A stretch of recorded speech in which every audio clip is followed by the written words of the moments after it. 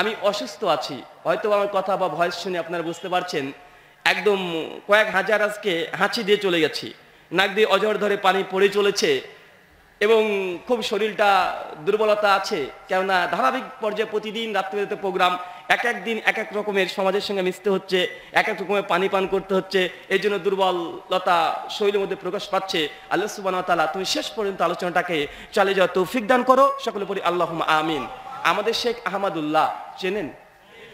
আহমদুল্লাহ হাফেজাহুল্লাহ, তিনি বেশ 3-4 দিন থেকে তিনি সম্ভবত করোনা পজিটিভ, আমরা এমন মেসেজ পেয়েছি তার করোনা ধরা পড়েছে।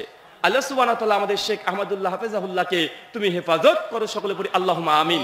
মহান সত্তা আল্লাহ সুবহানাহু ওয়া তাআলার কাছে দোয়া, এই প্রার্থনায় ভরা মজলিসে অজস্র মানুষ হচ্ছে। আল্লাহ সুবহানাহু ওয়া তাআলা আমাদের শেখ আহমদুল্লাহ হাফেজাহুল্লাহকে তুমি আর শাফি, তুমি শেফা দানকারী, তুমি কুল শেফায় দানকারী, তুমি আরোগ্য দানকারী, তুমি তাকে শেফায় কুল্লিয়া দান করো, সকলে বলি আল্লাহুম্মা আমিন।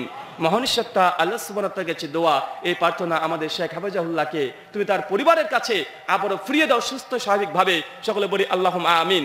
মহান সত্তা আল্লাহ সুবহানাহু ওয়া তাআলার কাছে দোয়া, এই প্রার্থনা আল্লাহ সুবহানাহু ওয়া তাআলা আমাদের শেখ আহমদুল্লাহ হাফেজাহুল্লাহকে তুমি আবারও কোরআন সুন্নাহর পক্ষে এই ময়দানে এসে আবারও দ্বীন ইসলাম প্রচার করার তৌফিক দান করো, সকলে বলি আল্লাহুম্মা আমিন।